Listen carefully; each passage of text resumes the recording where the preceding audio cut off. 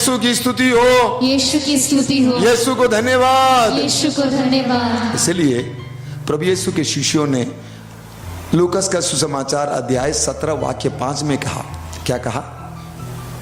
प्रभु हमारे विश्वास को जगाइए, बढ़ाइए, सॉरी, हमारे विश्वास को बढ़ाइए। अर्थात हमारा विश्वास बढ़ाया जा सकता है। विश्वास कोई स्टैटिक चीज नहीं है, पत्थर की तरह स्टैटिक नहीं है।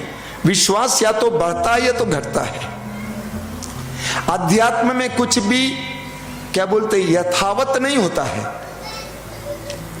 अध्यात्म में, आध्यात्मिक जीवन में कुछ भी यथावत नहीं होता है, मतलब स्टैटिक नहीं होता है। या तो आप गिरेंगे या तो उठेंगे, दोनों में से एक होता है। जिस समय आपका विश्वास, आपकी पवित्रता, आपकी प्रार्थना घट जाती है, उस समय आप यथावत नहीं रहेंगे, आप गिर जाते हैं। There is nothing called static in spirituality. Everything either grows or decays. Finish. इसलिए शिष्यों ने कहा कि प्रभु हमारे विश्वास को बढ़ाइए। शिष्यों ने देखा प्रभु के बड़े बड़े कार्यों को, उन्होंने कहा प्रभु हमारे विश्वास को बढ़ाइए। तो प्रभु ने कहा, यदि तुम्हारा विश्वास राई के दाने के बराबर भी होता और तुम इस सैतूत के पेड़ से कहते उखड़ कर तुम समुद्र में लग जा, तो वो तुम्हारी बात को मान लेते। इसको हमने बहुत सुंदर धुन में लगाया है, लेकिन समय नहीं है अभी। Hallelujah, hallelujah, hallelujah. यदि तुम्हारा विश्वास राई के दाने के बराबर भी होता, राई का दाना कितना बड़ा होता है? छोटा होता। हमारे बनारस में तो छोटा है, यहाँ पे भी शायद छोटा होगा। हालेलुया। लेकिन राई के दाने में एक महत्व है, एक विशेषता है, वो ठोस है। वो ठोस है, इसीलिए उसको जलते हुए तेल में डालेंगे तो फूटेगा। लेकिन आप एक पपीता लेकर जलते हुए तेल में डालेंगे तो क्या वो फूटेगा? क्यों नहीं फूटेगा? ठोस नहीं है। जब हमारा विश्वास भी मजबूत होगा, ठोस होगा, हमारे जीवन में चमत्कार पर चमत्कार दिखेंगे। आपके जीवन में चमत्कार देखने को मिलेगा एवरी डे, रोज। इसीलिए प्रभु से प्रार्थना करना, बाकी कुछ के लिए प्रार्थना मत करो, इतना प्रार्थना करो, प्रभु मेरे विश्वास को बढ़ाइए। आपके विश्वास को बढ़ने दीजिए। आपके प्रतिदिन के जीवन में, आपके परिवार के जीवन में आप चमत्कार पर चमत्कार देखते जाएंगे। Hallelujah, hallelujah, hallelujah, hallelujah, hallelujah. अब सवाल ये खड़ा होगा, हम क्या विश्वास करें? हम क्या विश्वास करें? नंबर 1, सबसे पहले क्या है? हमारा ईश्वर जीवित ईश्वर है। कैसा ईश्वर है? मुंह खोलिए, इनको बहुत खिलाना है। वचन नहीं खिलाया जा रहा, मुझे पक्का मालूम है। हमारा ईश्वर कैसा ईश्वर है? क्या आपको बोलने में खुशी नहीं होती है? तो क्यों इसे हल्की आवाज में निकलती है? हमारा ईश्वर कैसा ईश्वर है? मुझे लगता है कि आप सोचते हैं ये सब ऊपरी बातें हैं। ना बेटे, ये वास्तविकता है। लेकिन दुर्भाग्य है, हम नहीं जानते। हमारा ईश्वर जीवित ईश्वर है। हमारा ईश्वर किसी कथा का पात्र नहीं है, किसी पुराण का पात्र नहीं है।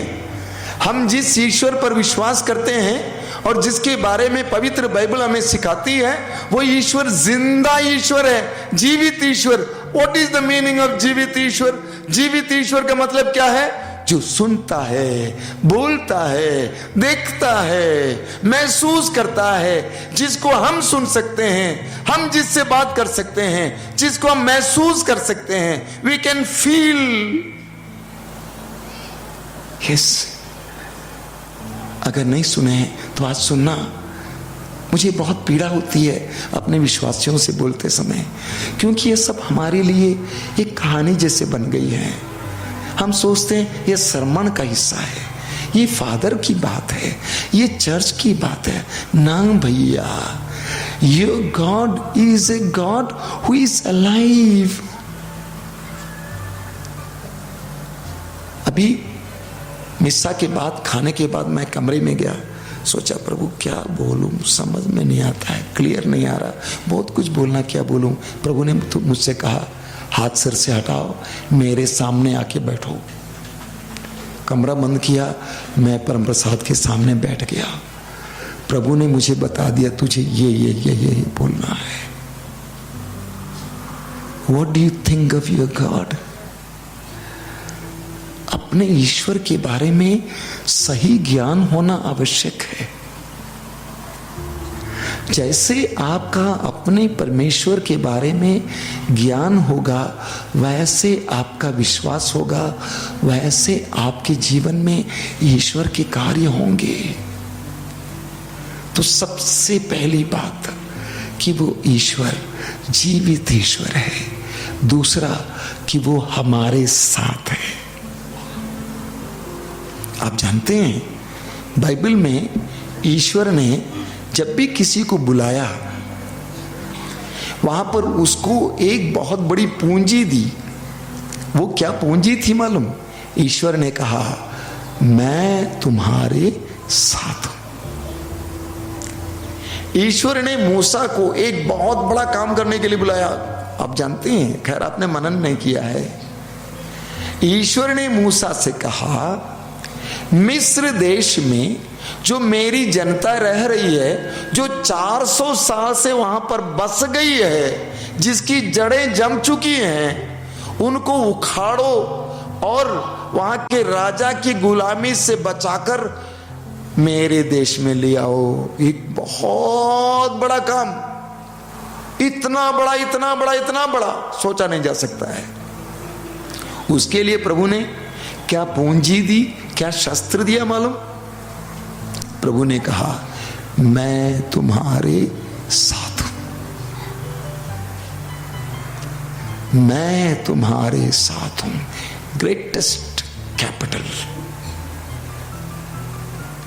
एक विश्वासी के लिए सबसे बड़ी पूंजी जो ईश्वर से मिलती है वो है ईश्वर का सानिध्य।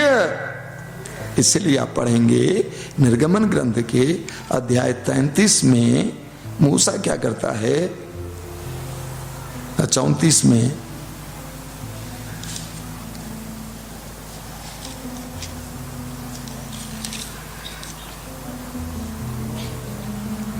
वाक्य 15, निर्गमन अध्याय 33 वाक्य 15, ध्यान से सुनना।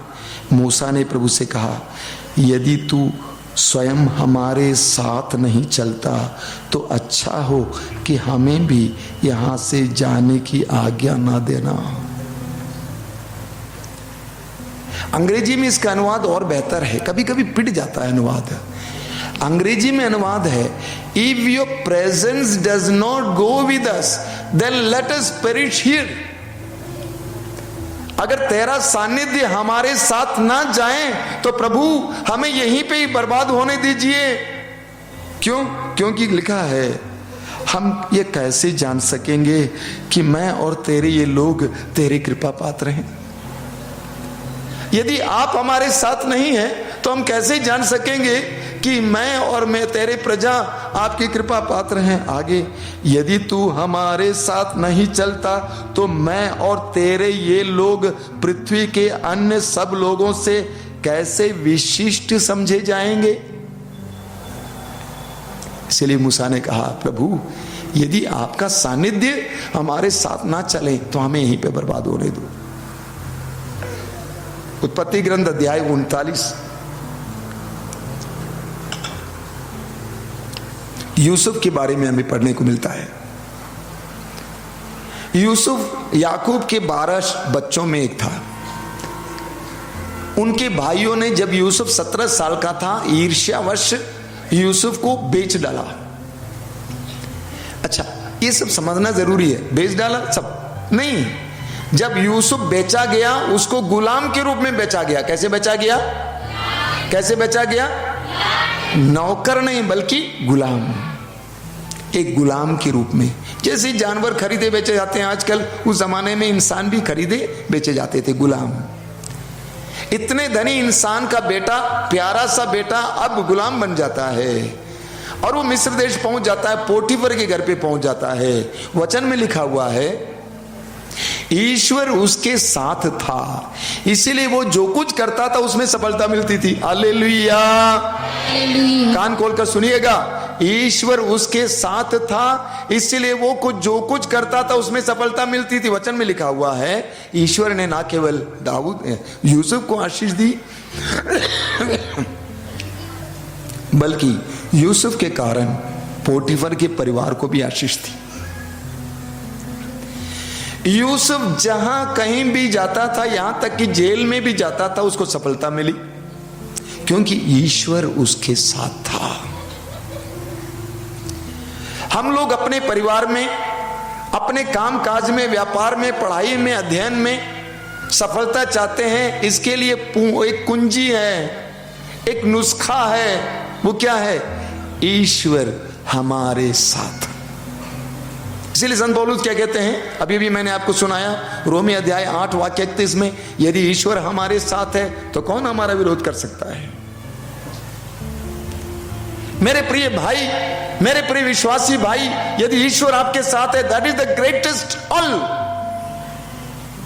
कैपिटल यू कैन हैव, पूंजी यू कैन हैव। इसलिए प्रभु यीशु ने भी अपने शिष्यों को मत्ती अध्याय 28 वाक्य 20 में अंतिम वचन, बाप रे बाप, मत्ती के सुसमाचार का अंतिम वचन क्या है? याद रखो संसार के अंत तक मैं सदा तुम्हारे साथ हूं। याद रखो संसार के अंत तक मैं सदा तुम्हारे साथ हूं। दाहिने हाथ ऊपर कीजिए, सब लोग दाहिने हाथ ऊपर करो, जल्दी पढ़ा। ये क्या हो रहा है? सोना नहीं, दाहिने हाथ ऊपर करो। Hallelujah, hallelujah, hallelujah, hallelujah. प्रभु यीशु कहते हैं, प्रभु यीशु कहते हैं, बोलिए प्रभु यीशु कहते हैं, प्रभु यीशु कहते हैं। नहीं, सिस्टर लोग मुंह नहीं खोल रही हैं, सब लोग बोलेंगे प्रभु यीशु कहते हैं, प्रभु यीशु कहते हैं। याद रखो, याद रखो संसार के अंत तक, संसार के अंत तक मैं तुम्हारे साथ हूं, मैं तुम्हारे साथ हूँ। Hallelujah, hallelujah. मेरे प्रिय विश्वासी, यही सबसे बड़ी पूंजी है। मां मरियम से स्वर्गदूत ने प्रणाम किया, उसके बाद क्या कहा आपको मालूम? प्रणाम प्रभु की कृपा पात्री, प्रभु आपके साथ है। वास्तव में स्वर्गदूत इस बात को घोषित कर रहा था जो मरियम ने अनुभव किया। मरियम ने क्या अनुभव किया? कि प्रभु मेरे साथ है। स्वर्गदूत ने उसी बात को घोषित किया, प्रभु आपके साथ हैं। मैं महसूस करता हूं बहन मरियम, मैंने आपको प्रणाम इसलिए किया क्योंकि मैं देखता हूं कि प्रभु आपके साथ है। दाहिना हाथ और एक बार उठाइए। मैं विश्वास करता हूं, मैं विश्वास करता हूँ प्रभु मेरे साथ है, प्रभु मेरे साथ है। Hallelujah, hallelujah. मैं विश्वास करता हूं मैं विश्वास करता हूँ कि प्रभु मेरे साथ है, प्रभु मेरे साथ है। Hallelujah, hallelujah, hallelujah. Hallelujah, hallelujah. बोलिए जोर से, प्रभु हमारे साथ है। प्रभु हमारे साथ है। मुंह से नहीं बोलना, दिल से बोलना, प्रभु हमारे साथ है। प्रभु हमारे साथ है। यदि ईश्वर हमारे साथ है, यदि ईश्वर हमारे साथ है तो कौन हमारा विरोध कर सकता है? कौन हमारा विरोध कर सकता है? Hallelujah, hallelujah, hallelujah. हालेलुया। तो दूसरी बात यह है विश्वास करना कि प्रभु हमारे साथ है। उसका दूसरा नाम क्या है? इम्मानुएल। इम्मानुएल का मतलब क्या है? ईश्वर हमारे साथ। तो मैं बोलूंगा इम्मानुएल, आप बोलेंगे ईश्वर हमारे साथ। Immanuel, Immanuel, Immanuel, hallelujah. तो दूसरा ये विश्वास करना कि ईश्वर हमारे साथ है।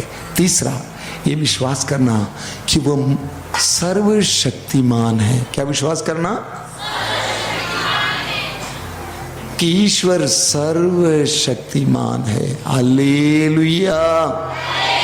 इसीलिए प्रेरितों के आप जो प्रार्थना बोलते हैं उसमें क्या बोला जाता है? मैं स्वर्ग और पृथ्वी के सृजनहार सर्वशक्तिमान पिता परमेश्वर पर विश्वास करता हूं। किस पर विश्वास करता हूं? सर्वशक्तिमान पिता परमेश्वर। किस पर? सर्वशक्तिमान पिता परमेश्वर। Hallelujah, hallelujah. अर्थात जिस ईश्वर पर, कान खोलकर सुनिए, ख्याल मत कीजिए, परम प्रसाद आएगा हमारे पास, कान खोलकर सुनिए। अर्थात जिस ईश्वर पर आप विश्वास करते हैं वो सर्वशक्तिमान है। कैसा है? सर्वशक्तिमान। कैसा है? सर्वशक्तिमान। उसके लिए कुछ भी असंभव। स्वर्गदूत ने मरियम से क्या कहा? ईश्वर के लिए कुछ भी असंभव नहीं है।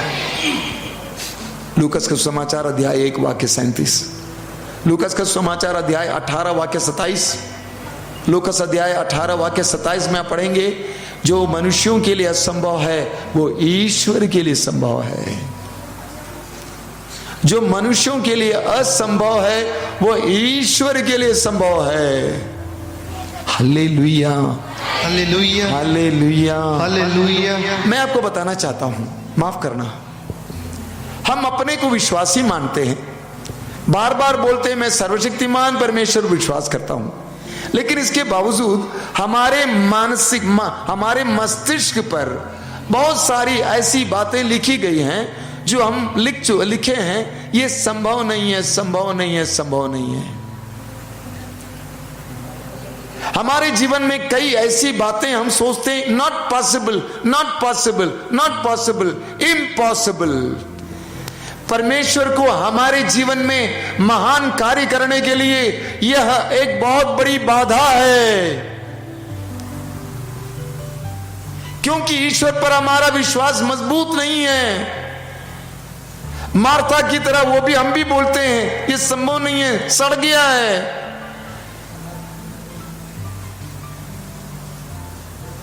आप पढ़ेंगे उत्पत्ति ग्रंथ के अध्याय 18 उसके वाक्य 14 में स्वर्गदूत इब्राहिम के पास आता है।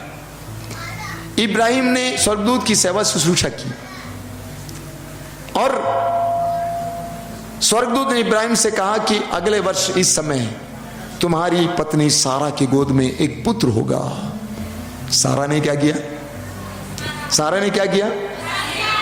हंस पड़ी। इतने जोर से हंसी कि आवाज स्वर्गदूत तक पहुंच गई। वहां पे ये भी लिखा हुआ है, सारा ये सोचकर हंस रही थी 100 साल का बुढ़ा मेरे साथ कैसे रमण कर सकता है, मेरा गर्भ जो सूख चुका है कैसे खिल सकता है।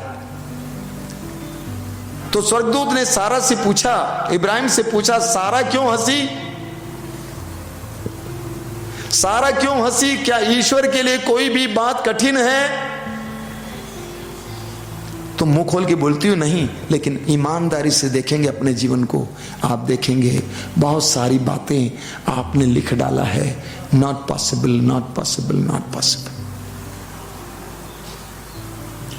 आपकी परिस्थिति भी कितनी भी कमजोर, कितनी भी दर्दनाक, कितनी भी डरावना, कितनी भी मान लीजिए कि निराशाजनक क्यों ना हो, अगर आपका विश्वास मजबूत है वो सारी बातें बदलेंगी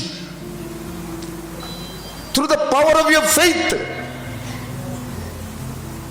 12 साल से रक्तस्राव से पीड़ित नारी का रोग मिट गया तो प्रभु ने उस नारी से एक बात कही, मालूम क्या कहा प्रभु ने कहा तुम्हारे विश्वास ने तुम्हें चंगा किया। किसने चंगा किया? किसने चंगा किया? तुम्हारे विश्वास ने तुम्हें चंगा किया। क्या लाजवाब बात है। उसी अध्याय में वाक्य 36 में आप पढ़ेंगे, मार्कुस अध्याय 5 वाक्य 36 में, साइरुस की बेटी मर चुकी थी। प्रभु यीशु साइरुस के घर की ओर जा रहे हैं। हम पढ़ेंगे एक नौकर दौड़ता हुआ आता है और कहता है कि मालिक आपकी बेटी मर गई, अब गुरुवर को परेशान ना कीजिए। तो प्रभु ने उसकी आवाज को सुना। उसके बाद जैरूस से एक बात कही, मालूम क्या बात कहा? प्रभु ने कहा, क्या कहा? डरिए नहीं, डरिए नहीं, डरिए नहीं। पढ़िए, पढ़ो, खोलो, पढ़ो। ये तो समस्या है।